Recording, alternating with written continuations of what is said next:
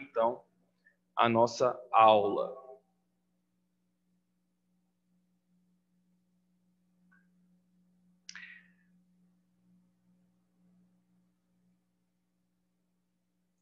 Deixa eu só colocar o chat aqui para a gente poder...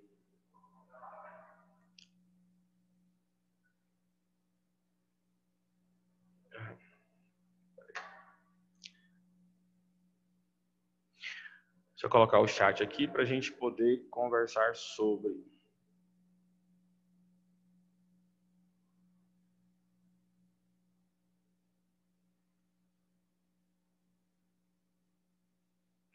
Só um pouquinho.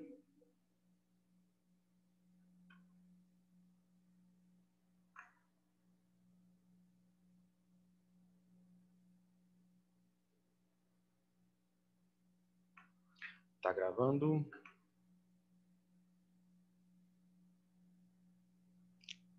Opa. Desconectado.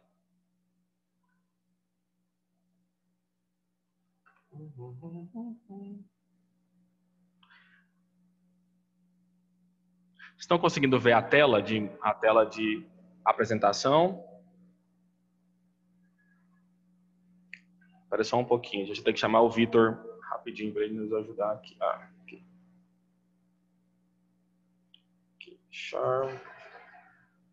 O negócio sumiu. Agora deu. Agora foi. O chat é more. Chat. Agora apareceu. Beleza. Só respondem para mim, por favor. Vocês estão conseguindo enxergar aí os slides? Sim ou não? Apareceu para você? Beleza. Pessoal, então vamos lá. A disciplina que nós vamos estar trabalhando agora esse semestre com vocês é a disciplina de forragicultura. Então, as nossas aulas vão ser todas as quartas-feiras, no segundo horário, e também às quintas-feiras, no segundo horário. Então, para aqueles alunos que estão entrando agora, né, o meu nome é Rafael Cândido Campos, sou professor da instituição aqui desde 2018. Eu sou formado em agronomia, com mestrado em produção vegetal. E já ministrei essa disciplina de forragicultura para a turma anterior, em uma outra época. Então, hoje nós vamos começar falando sobre as importâncias socioeconômicas das pastagens. Qual seria a importância, então, de nós estudarmos a forragicultura? E vamos falar também um pouquinho sobre a questão de algumas definições que nós precisamos de entender para adentrar mais profundamente nos conteúdos da disciplina e também saber diferenciar um pouquinho de cada coisa que nós formos aí, então, falando, tá bom? Só para a gente também já ficar fixo aqui, para a gente tentar já estabelecer um plano de composição de notas, para que depois ninguém fique perdido. Então, eu vou falar para vocês o primeiro dia de aula para ficar mais fácil. Então, nós vamos ter aí primeiro bimestre do dia 13, nossa primeira aula de hoje, até dia 30 de setembro. Essa aula, elas vão estar tendo atividades, exceto hoje, somente na próxima semana nós vamos ter atividade. E, durante esse semestre, vai se compor da seguinte forma. A participação do aluno vai ser o valor, avaliação, 3 pontos, dia 30. Participação em exercício, 1 ponto. O que seria a participação em exercício? Se você estava presente nas aulas, se você fez o exercício no portal, a sua participação mais esse exercício vai valer 1 ponto. E também um trabalho, como sempre, aquele trabalho básico que a gente tem. Eu passo, você responde, me entrega, a gente vai dar um jeito nisso. Então, você valendo aí também 1 ponto, um total de 5 pontos. Da mesma forma, vai funcionar o segundo bimestre, só que do dia 1º de outubro até o dia 3 de dezembro, com avaliação valendo 3 pontos, participação em exercício. Se nós já estivermos presencialmente, isso vai ser de uma forma respondida por presença, E trabalho entregue também valendo 1 ponto, totalizando 5, e a nota final de 1 ponto. Quero falar um pouquinho sobre a questão que nós criamos aí um grupo do WhatsApp, da disciplina de forragicultura. Os alunos que ainda não entraram, por favor, possam entrar nesse grupo. E pedir para vocês que a gente possa utilizar este grupo apenas para fins da disciplina. E que você meu caro aluno, possa acompanhar esse grupo. Por quê? No semestre passado, alguns alunos estavam com dificuldade. Eu postava no grupo, colocava no portal e depois chegava no último dia de entrega, o aluno ainda estava procurando onde que estava o material e tudo mais, porque tinha muita conversa, muita coisa. Então eu peço para você que acompanhe tudo que for, eu vou estar postando, vou estar falando com vocês, vou estar avisando e peço que vocês possam acompanhar, para que depois não fique aquilo, eu não dei tempo, não deu conta, não deu certo, eu trabalho, eu faço isso, porque nós temos que encaixar, né, cada um de nós na nossa realidade, para que dê tudo ok. Né? Nós trabalhamos, nós estudamos, nós temos tempo, nós não temos tempo, então todo mundo é igual, todo mundo da mesma forma. Quanto à questão do exercício, também ficar acordado aqui. Trabalho a ser entregue, tem uma data. A partir dessa data, se você entregar, por exemplo, marcamos o trabalho para hoje, você vai entregar só na próxima quarta-feira, na próxima quarta-feira o seu trabalho só vale metade, e se passou daquela quarta-feira, eu não vou receber mais o seu trabalho, tá bom? Para a gente ficar bem acertado isso daí. Porque tem gente que entrega trabalho em uma época, tem gente que entrega trabalho em outra, então assim, está ficando muito confuso, então a gente vai, de uma certa forma, concentrar tudo isso daí, tá bom? Agora a gente vai entrar no conteúdo propriamente dito, né? Nós estamos trabalhando, e agora o negócio... Deixa eu ver aqui que é pronto. Aqui, foi. Nós estamos aqui, então, trabalhando com a disciplina de forragicultura. Então, o que seria... E o que seria a forragicultura? A forragicultura é o estudo de plantas forrageiras que nós vamos, então, verificar ao longo de toda a disciplina. E o que seriam, então, essas forrageiras? Então, alguns conceitos aqui nós vamos acabar vendo para que a gente possa diferenciar aquilo que nós sabemos o que é, entendemos, para a gente poder só dar uma definição mais correta para aquilo, porque às vezes a gente tem algumas palavras e acaba confundindo um pouco. Então, forragicultura, a nossa disciplina, né, cultura, forragem, então estudo das plantas forrageiras, ela tem como finalidade nós estudarmos partes aéreas de uma população de plantas herbáceas que podem servir na alimentação dos animais em pastejo ou colhidas e fornecidas. Então, nós vamos estudar, basicamente, as plantas que nós temos como característica de servir para alimentação animal. Essa alimentação pode ser tanto no momento do pastejo, que essas plantas, que esses animais eles estão ali em campo se alimentando, ou pode ser também colhidas e fornecidas. Então, a gente vai verificar isso daí, cada uma dessas etapas, estudando as plantas, estudando as suas partes e verificando tudo como nós, assim, precisamos de verificar, tá bom? Mirane, faz um ok para mim, está tudo certo, por favor. Beleza. Então, vamos lá. Então, verificando a questão de forragem, qual seria a importância de nós estudarmos, então, as forragens? A primeira importância de todas é para a gente saber que o Brasil, né, a pecuária no Brasil é um grande negócio. Nós sabemos, né, nós estamos na área da agropecuária, sabemos, então, o quanto que isso é importante, o quanto isso movimenta a economia. Sabemos aí, né, verificamos aí até economistas, por exemplo, o ministro da Economia dizendo que foi o agronegócio, a agropecuária que está segurando a economia do país nesse momento que nós temos de crise, e nós estamos passando por isso daí.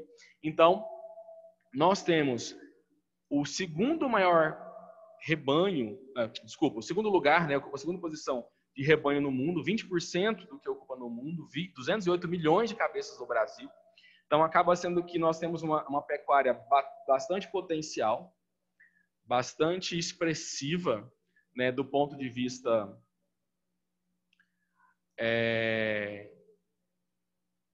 econômico e social, né? E também por uma característica dessa quantidade de animais que nós temos, que são produzidos e estão no nosso país, cerca de 95% da carne bovina ela é produzida em regime de pastagens. Se nós estamos falando que é em regime de pastagens, nós estamos dizendo, então, que é sobre plantas forrageiras, sobre forragens. Então, por isso nós temos essa necessidade de nós estudarmos isso daí para, pensando na questão de manejo, tendo conhecimento dela, saber melhor manejar para que assim possamos produzir sempre mais. Vamos ver um pouquinho disso no próximo slide.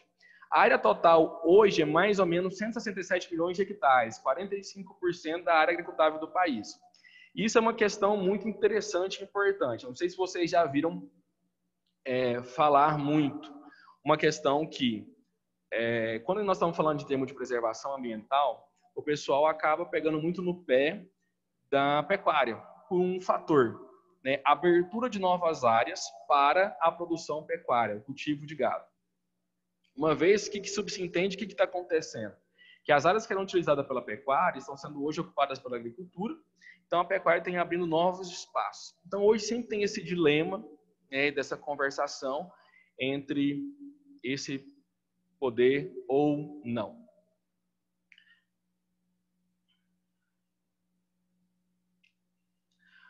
Então, vendo isso, né, a quantidade de animais que nós temos, vendo aí que 95% da produção é em pastagem, então praticamente quase que toda a produção brasileira de carne bovina, ela tem como base pastagem, então solto pastagem. E, claro, isso afeta basicamente nos custos que você tem com a atividade e também na qualidade do animal que você vai produzir, está produzindo, da carne, do leite, sobre essas pastagens, né? Então, por isso que é importante que quanto mais nós conhecermos sobre a planta que nós estamos trabalhando, o seu hábito de crescimento, as suas necessidades, a forma de você poder manejar, melhor então você vai ter como resultado a redução dos custos, dos riscos econômicos, dos impactos ambientais. A melhoria também do bem-estar animal, né? Isso é bem importante, principalmente para a produção. Você que já fez as disciplinas de bovinocultura, e você que ainda vai fazer, vocês vão poder entender, já estão entendendo, sobre o quão é importante o bem-estar animal nessa geração de produtos, seja ele carne ou leite, e também a geração de um produto tido como mais saudável, com qualidade nutricional bem mais elevada em suas características. Hoje, por que é tão importante a gente poder também conhecer um pouco mais sobre as forragens? Eu trabalho numa parte, né, que é de planejamento e de fazer custeios de financiamento para banco. Então, o produtor que tem lá o seu gado, ele quer, por exemplo, reformar a sua pastagem, ele quer adquirir gado, ele quer construir um novo curral, ou qualquer coisa que seja nesse sentido, né? Ele precisa de um financiamento para poder, então, manejar a sua atividade. Então, você tem aí vários produtos da cadeia, boi gordo, novilha gorda, vaca gorda, todos esses, de maneira geral, sobre sistemas intensivos, sistemas extensivos e tudo mais. Então, como que a gente projeta isso daí? A gente faz, né, gerando todo um custo de produção para aquele produtor, e em cima daquele custo que ele tem, a gente baseia um valor para que ele possa, então, pegar por unidade animal, por cabeça, um valor específico. Só que esse valor que ele pega, ele tem que ser, de uma certa forma, viável, para que aquela atividade possa retornar para ele como dizendo assim, olha, através dessa atividade, o dinheiro que eu estou te emprestando, você vai conseguir fazer o pagamento. E o que está acontecendo ultimamente? Existe uma questão que a gente chama de risco. Risco A, risco B, risco C, risco D e risco E. Que seria a capacidade daquela atividade de se pagar. Ou seja, o cara foi lá, pegou aquele financiamento, ele vai fazer o processo de pagamento. Usou aquele dinheiro, passou um período de tempo, ele vai fazer o pagamento. Então, é viável ou não é viável? Então, se é o risco A, B e C, quer dizer que está sendo viável. Aquela atividade está conseguindo, então, de uma certa maneira, passar e ser viável. Quando você passa por risco D e risco E, já quer dizer que não está sendo mais viável. Ou seja, os custos de produção eles estão muito altos, então não compensa para o banco financiar aquele produtor para que ele possa pegar recurso. O que acontece? Basicamente, muitas atividades pecuárias hoje estão dando risco D ou risco E. Por quê? Os custos estão se elevando muito. Porque aí você está perdendo. O que a gente pode ligar a esses pontos?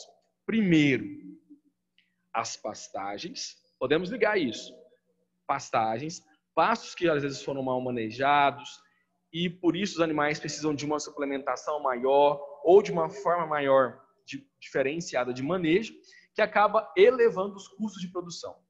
Então, por isso que é importante a gente conhecer as plantas que nós estamos trabalhando, o que nós podemos fazer para melhor expressar o seu potencial e, com isso, obter esses resultados. Que resultados? Redução nos custos, redução nos riscos econômicos, como esse que eu acabei de falar para vocês, que são riscos, né? A, B, C, D e E, essa atividade, ela se paga? Ela é rentável ou não é rentável?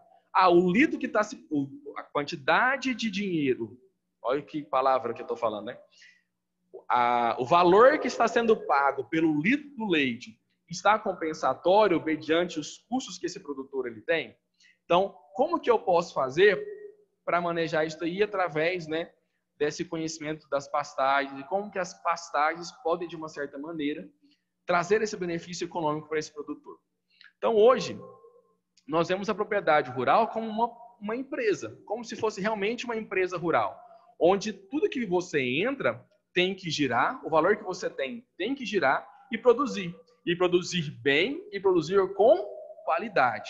Não adianta você ter, então, um alto potencial genético de um animal se você vai colocar ele numa pastagem que não vai suprir a sua qualidade nutricional, porque aquela pastagem não foi bem manejada ou ela não é adequada para o seu rebanho. Como que eu vou explicar isso para vocês? E a gente vai ver daqui a pouco que às vezes tem subpastejo ou superpastejo, uma quantidade a mais de animais ou uma quantidade a menos de animais. E o que isso pode trazer para a produção em si? Quais são os prejuízos que nós podemos obter, né? Então são vários. Dentre eles aí a própria forragem, né? A própria pastagem, o próprio pasto que nós vamos ter ali de alguma forma. Eu tenho falado aí para vocês sobre essa questão aí de pasto, pastagem. Daqui a pouquinho a gente vai ver a definição disso daí, para a gente ver como que às vezes a gente fala um pouquinho errado essas características aí básicas que a gente tem.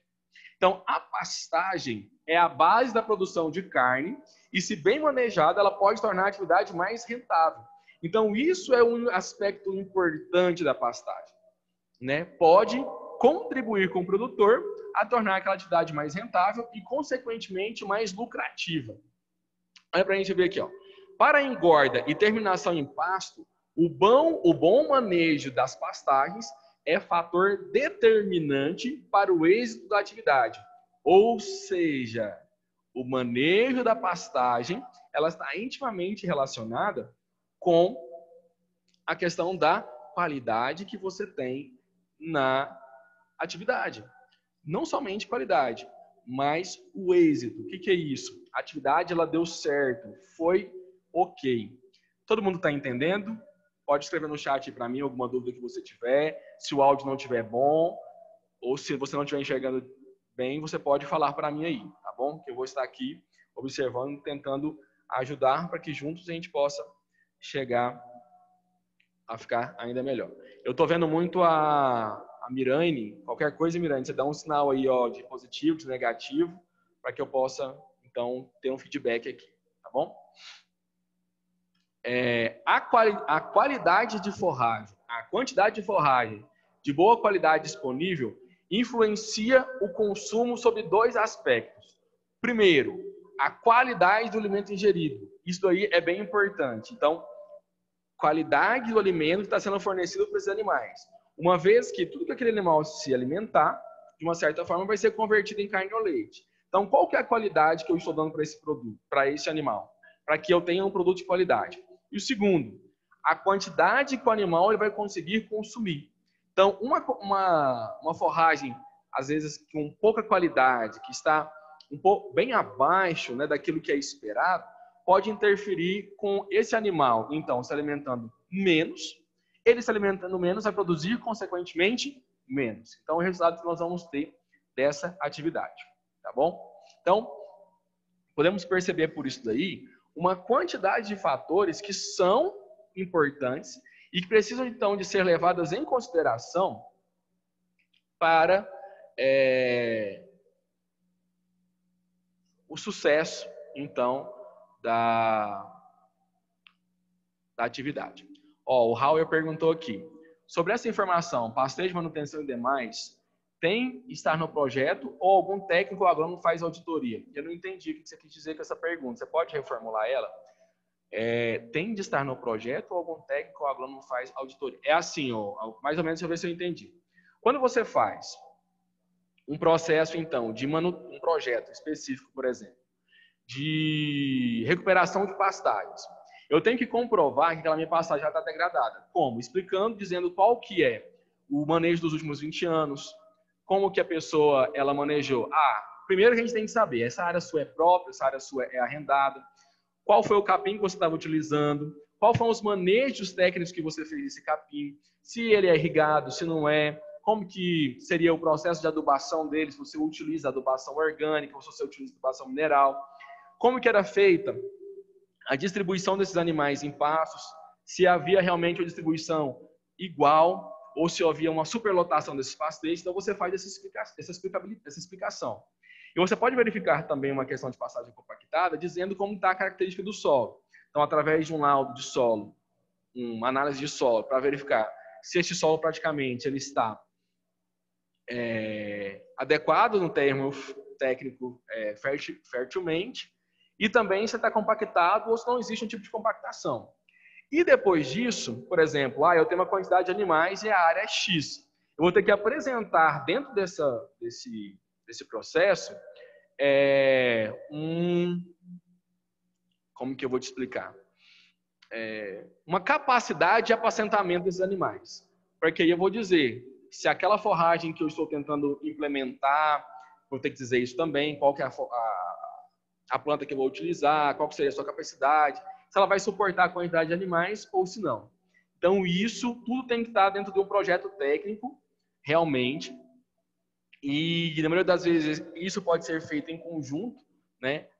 E dependendo do valor que você vai pegar, que o produtor vai acessar, o técnico agropecuário ele consegue fazer sim o projeto, ele consegue fazer projetos para financiamento, só que existe uma restrição de valor.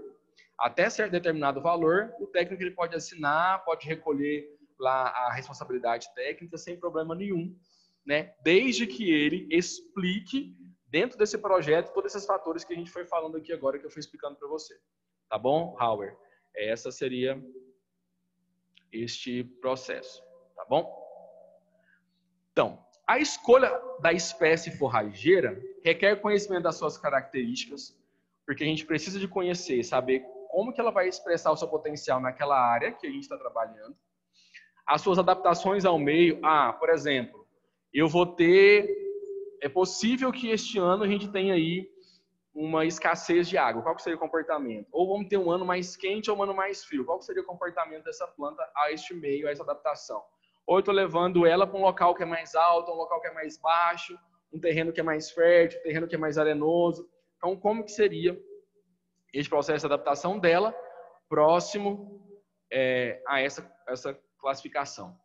As formas de utilização dela, se, por exemplo, eu posso utilizar ela como pastejo, o animal vai estar lá no pasto, ou se eu tenho necessidade eu posso cortar e ela vai rebrotar, eu posso servir ele no coxo, eu posso fazer dele feno, eu posso fazer dele silagem. Como que seria?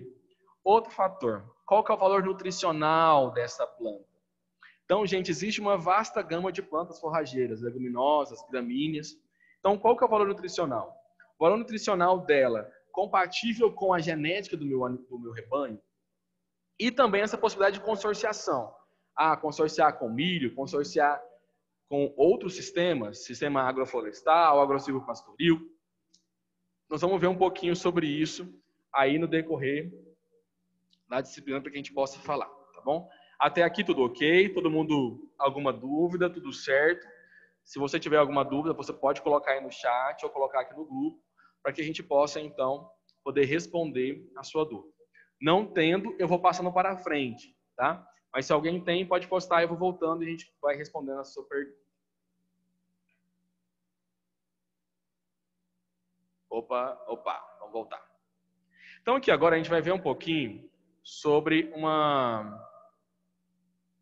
eu acho que eu foi passar para frente.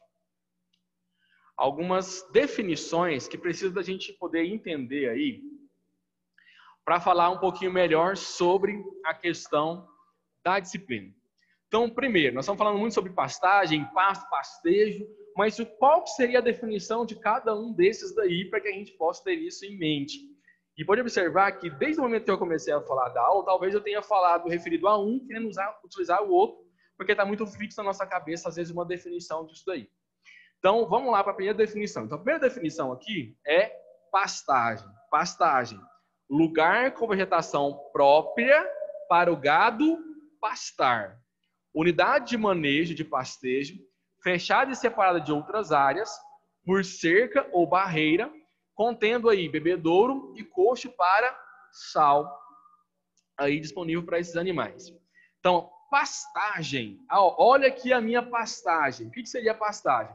Então, o lugar definido onde está ali a planta, por exemplo, deste espaço, deste ponto até este ponto aqui, né, cercado, é a minha pastagem. Então, a minha pastagem é o lugar onde vai ter a vegetação para que os animais eles possam, então, se alimentar. Consorciada ou não, independente. Só que ela tem que ser uma unidade de pastejo. A gente vai ver daqui um pouquinho a questão de pastejo. Um lugar onde tem a vegetação para que os animais possam se alimentar. Pastejo. Pastagem, local. A segunda definição é a questão de pasto. Pasto é a vegetação utilizada para a alimentação do gado e, por extensão, o terreno onde o gado é deixado para se alimentar. Então, por que a gente aqui a gente fala um pouquinho, pastagem e pasto?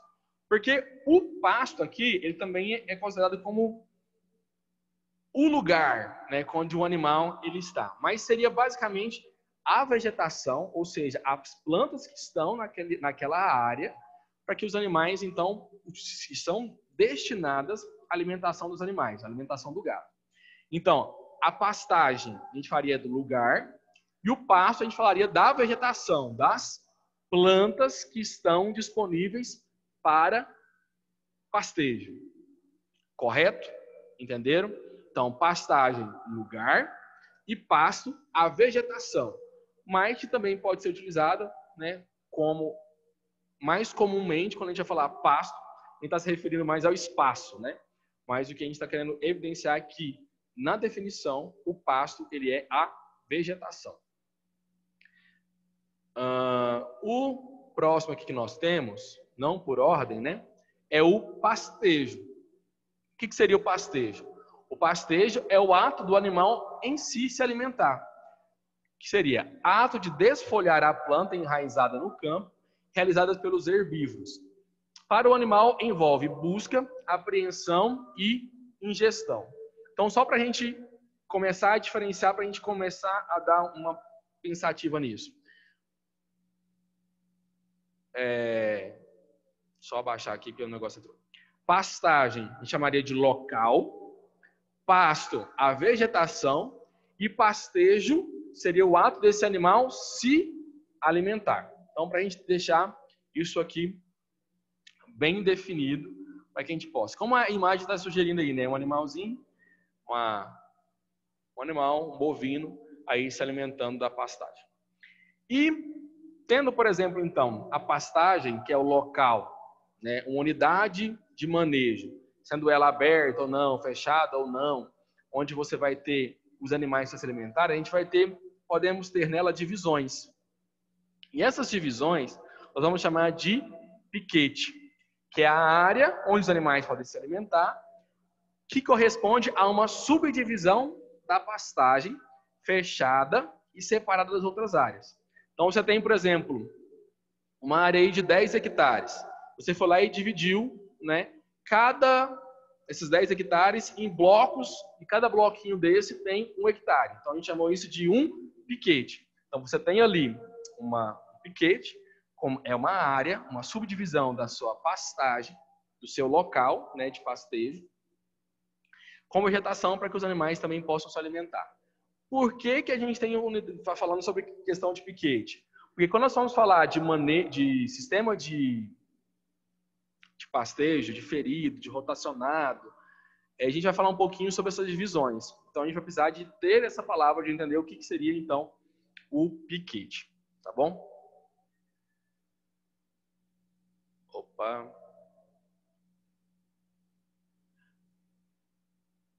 Passou. E aí também a gente tem algumas outras palavras um pouco comuns e outras não comuns de serem utilizadas. Por exemplo, relvado, que é uma comunidade de plantas. Então, a gente costuma chamar isso aqui de pasto, né? Mas por definições a gente também tem esse relvado. Seria então comunidade com vários indivíduos diferentes ou indivíduos iguais, para que a gente possa então dividir. Lucas Barros Batista perguntando, fazendo piquete de 1 hectare, pode colocar quantas cabeças? Eu dei uma sugestão, eu falei essa questão de 10 e de 1 hectare aleatoriamente. Isso vai depender da quantidade de área que você tem. Bom, a quantidade de animais que você pode colocar, nós vamos estudar sobre isso, porque tem alguns fatores que dependem. E o principal fator seria, então, a forragem que está nessa área, tá? Nós vamos falar desse conteúdo, é um módulo aí da nossa disciplina, tá bom? O dossel do relvado, parte aérea caracterizada pelo arranjo dos seus componentes, perfilhos, folhas, caule e inflorescência. Dossel, o que a gente chama de dossel? É toda isso. Desculpa. Não é corona. A estrutura... Não, vocês estão longe, não passa. A estrutura da planta em si. Seria como, por exemplo, se eu retirasse uma planta do campo e fosse verificar. Dossel seria toda a estrutura que nós estamos vendo. Raiz, perfilho, folha, caule, inflorescência. Por que inflorescência? Quem já teve disciplinas verificou que inflorescência é um conjunto de flores, não uma folha unicamente completa, né? Então a gente tem aquelas divisões. Então seria o que a gente observa nessa imagem aqui. A gente observa aí folhas, a gente observa perfilhos, a gente observa, não tem como ver, né? Mas a gente sabe que ali nós temos raiz e temos outros fatores também que são aí contribuintes para isso. Senhor Warlen, tudo ok? Muito bem. Quem que é o Wellington Bruno? É aluno novo? Responde no chat aí, meu jovem. Não tem a sua imagem na câmera. Opa, sou. Seja bem-vindo. Sebastião é da turma passada, né? Ronilson, tudo ok? Clay, tudo certo? Agora eu vi o Wellington Bruno. Meu tá tudo ok aqui, professor. Então, beleza. Só não curtindo a aula. Então tá certo. Qualquer dúvida, entre em contato aí, viu? Beleza. E nós temos aí algumas definições que nós vamos utilizar muito, que por exemplo, esses dois, eficiência de pastejo e pressão de pastejo. Eficiência de pastejo está ligado a percentual de forragem consumida no intervalo de tempo de pastejo. Por exemplo, quando a gente faz um pastejo rotacionado, nós separamos uma área e naquela área, por exemplo, nós colocamos, vou chutar, viu, Lucas Barros? Vou dar um exemplo hipotético. 1 hectare lá nós colocamos 3 animais. Então, isso eu acho que já é uma superlotação, dependendo, né? Ou não. A gente coloca lá 3 animais. E aí no pastejo rotacionado, o que a gente faz? Muitas vezes a gente deixa lá 2 dias de pastejo, 3 dias de descanso, para que a pastagem possa se recuperar. Então, nesses períodos de 2 dias, que os animais eles estavam ali consumindo, qual foi o percentual de forragem consumida? Como que eu posso calcular isso? Eu entrei com determinada altura, os animais entraram com a altura de 40 centímetros, e ao saíram com a altura de 20 centímetros. Qual foi a porcentagem disso? Então, os animais alimentaram de 50% ali. Então, a gente teve uma eficiência de pastejo de 50% relativamente ao acúmulo de forragem. É mais ou menos assim. A gente vai ver isso mais aprofundado numa disciplina. Só para a gente saber que existe essa eficiência de pastejo. Então, qual que é a porcentagem que esses animais se alimentando, eles, então, conseguiram ingerir. E aí, a gente tem uma outra, que é a pressão de pastejo, que é a relação entre o peso vivo animal, e é uma palavra que a gente utiliza muito, que é o peso vivo, falado por PV, em quilos, e a quantidade de forragem disponível por quilo. Quilo por peso vivo de matéria seca por dia. Então, quanto que o animal ele vai ingerir por quilo que ele tem, um animal de 200 quilos, quantos quilos de forragem ele vai se alimentar por dia. Às vezes eu dou umas engasgadas aqui, porque eu estou aqui pensando no próximo slide. Por quê? Aqui nós não estamos falando assim que a quantidade, especificadamente, de material verde que ele consumiu, que ele foi lá e capturou, como a gente está vendo na imagem. É de matéria seca. Daqui a pouco nós vamos falar sobre matéria seca. Então, é a relação entre o peso vivo e a quantidade de matéria seca, forragem disponível, que esse animal está, de certa forma, ingerindo. Se eu ver se já acho que no próximo slide já temos aí, então, a questão da matéria seca. Deixa eu só verificar. Opa, passei demais.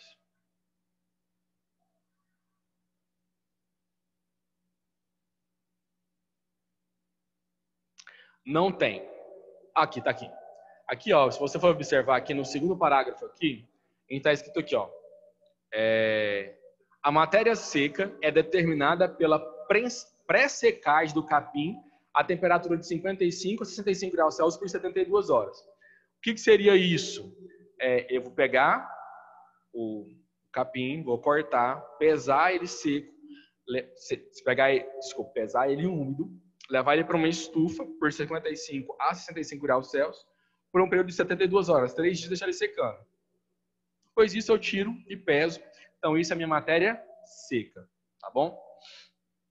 Por isso que quando a gente fala do slide anterior, nós falamos que aqui quantidade de matéria seca por quilo vivo de peso animal, tá bom? Se você não entendeu, depois você põe aí que eu posso explicar novamente. Nós temos também outros fatores aqui, que é forragem disponível ou oferta de forragem, que é a quantidade quilo de matéria seca de capim disponível para cada 100 quilos de peso vivo por animal. Então, qual que seria a oferta de forragem? A cada 100 quilos de peso vivo animal, quanto que eu tenho de quilo de matéria seca nessa forragem? Então, isso também é um fator. Bom, são coisinhas que nós vamos... Por isso eu estou falando para vocês aqui, a primeira aula às vezes vai ser um pouquinho mais maçante, porque são pequenas definições que nós temos que ter, né? Nós temos que de uma certa forma, entender. Outra aqui são alguns fatores que a gente vai acabar utilizando também bastante. Deixa eu só verificar aqui. Quem que é esse aqui? Carlos Henrique, no semestre passado, né? Ou aluno novo? É porque tinha gente que não aparecia, eu não lembro mais. Geslaine, tudo ok? Então, outra que a gente vai entender é a taxa de lotação, que é aquilo que nós falamos, né? Qual seria a quantidade de animais que a gente vai colocar naquela área. Opa, eu não estou conseguindo mais enxergar vocês.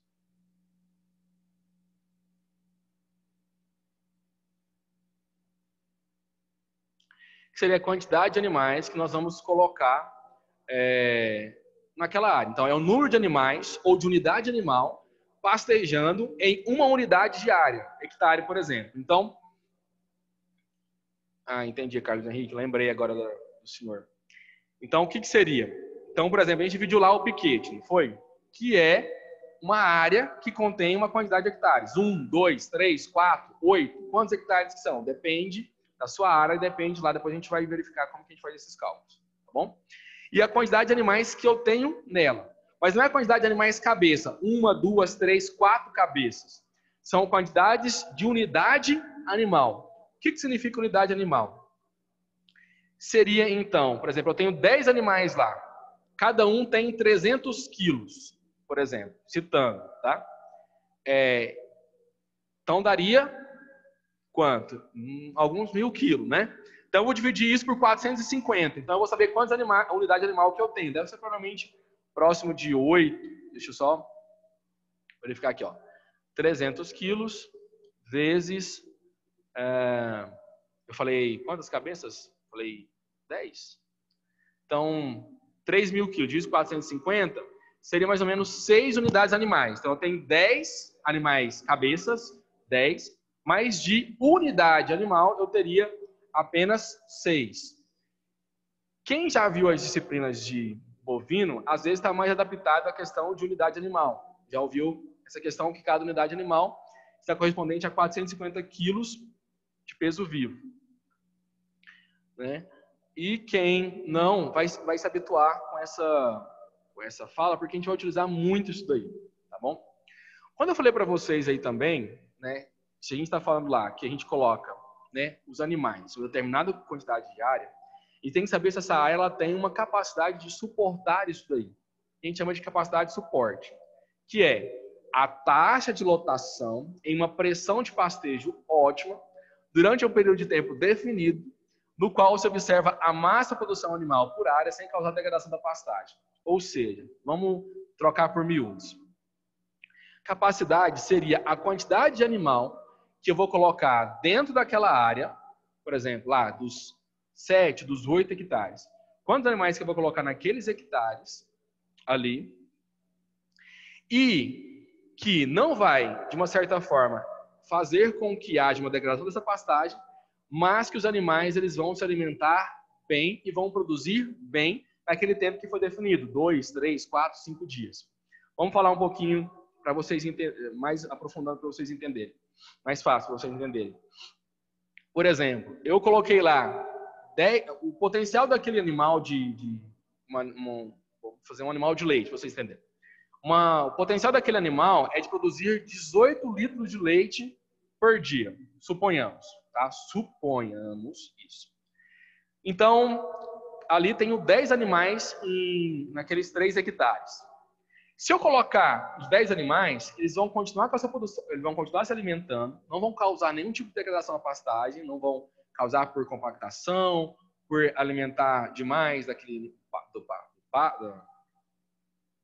pasto, e vão produzir bem. Mas se eu colocar 14, eu já não vou ter animais produzindo mais os 18 litros, vai produzir 15. Então, quer dizer, já baixei a sua produtividade. Então, naquele mesmo tempo, já baixei. O consumo já vai ser maior, porque eu tenho mais animais. E, às vezes, aquele pasto não vai conseguir suprir todos esses animais. Então, qual que seria a capacidade de suporte? Porque a partir deste momento, que a capacidade de suporte ótima, ideal, é que eu vou ter, então, quantidade de animais a mais, ou seja, muitos animais que está sobrecarregando aquela área, ou animais a menos, que a gente vai ver depois que é super ou subpastejo. Então, por isso a gente tem uma capacidade adequada, ideal, e depois de estabelecido uma quantidade aí que pode, então, vir a interferir, tá bom? Josemar dos Santos, tudo ok? Compreendeu? Certo? Clébio é aluno novo, né? Para a gente fazer essa definição, nós estamos falando muito aí sobre a questão, unidade animal dividido por pastejo com tantos hectares.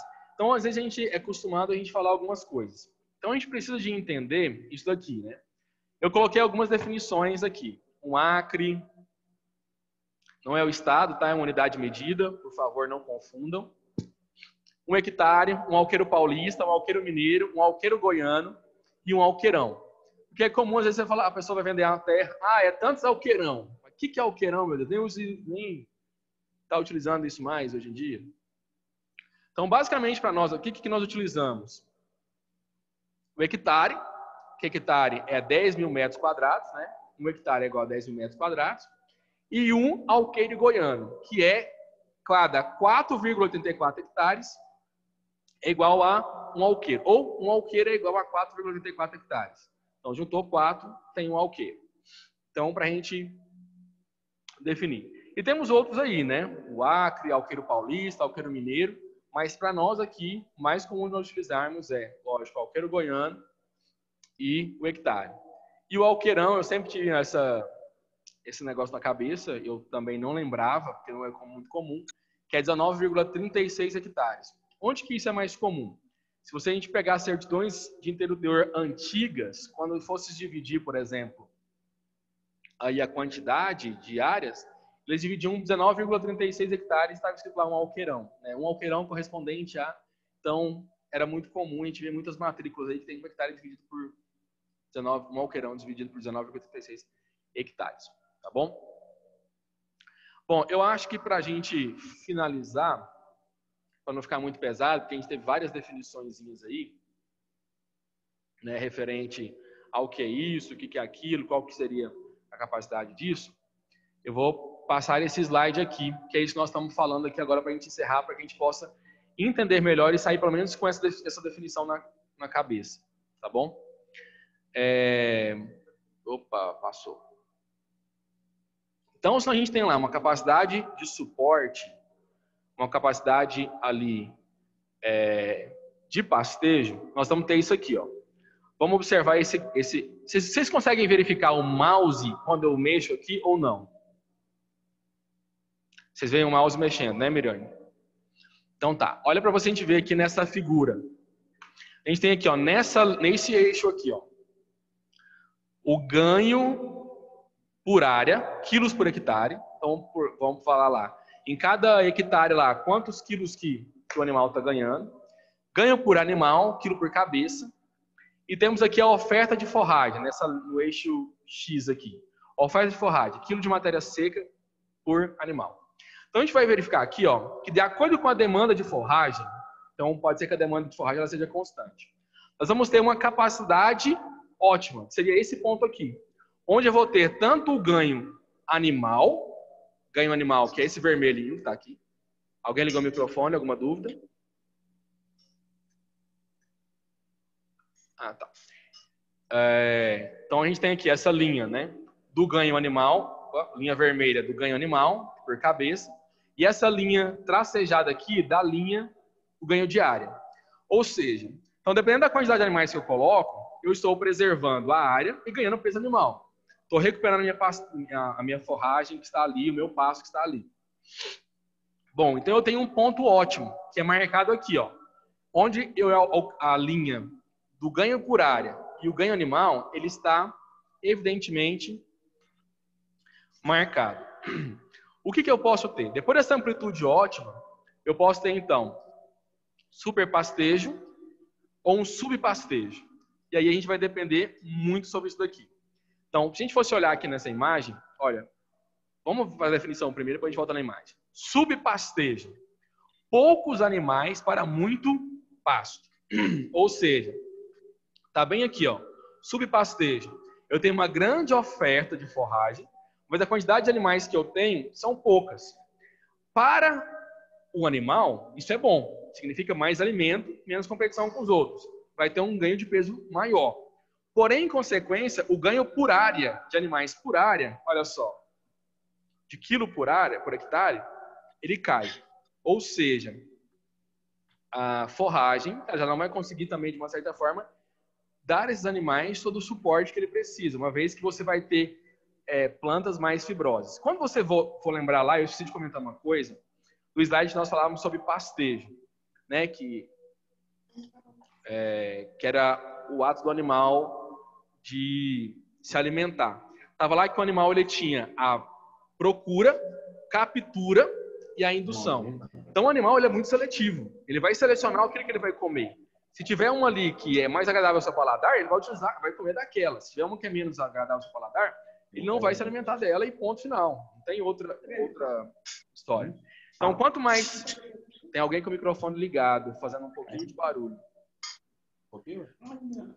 Quanto mais ele tiver ali, né, mais ele mais fibroso vai ficar, mais tempo. Então, consequentemente, menos o animal vai selecionar aquilo lá. Então, por isso que o ganho por área vai ser menor. Neste caso aqui de subpastejo, ocorre desperdício de forragem. A produção por animal torna-se máxima pela oportunidade de seleção de alimento, mas a produção animal por área é baixa pelo número de animais na pastagem. Né? Então, acaba que você acaba perdendo. E o pastejo ótimo? Onde que está o pastejo ótimo aqui no nosso gráfico? Aqui na amplitude ótima, onde você tem aqui um ganho tanto de área como um ganho também de animal. Há equilíbrio entre a produção de forragem e o número de animais em uma determinada área. É a situação adequada de utilização das pastagens, proporcionando uma produção animal ótima sem prejudicar as plantas e o solo. Ou seja, uma conciliação. Eu tenho ali um momento certo que eu vou ter tanto a recuperação da pastagem, pastagem em quantidade necessária e também ganho animal. E o superpastejo, há excesso de animais na pastagem, a produção é irregular, compromete a produção e desgasta a pastagem. Ou seja, eu tenho muito mais animais do que aquela minha área demanda, do que aquela minha planta demanda. Então, eu tenho um superpastejo. E, consequentemente, eu tenho tanto perca de área, como também tenho perca por ganho animal. E, consequentemente, estou prejudicando e transformando a minha pastagem em uma pastagem degradada. Tá bom? E, por hoje, nós vamos ficar aqui com esta aula.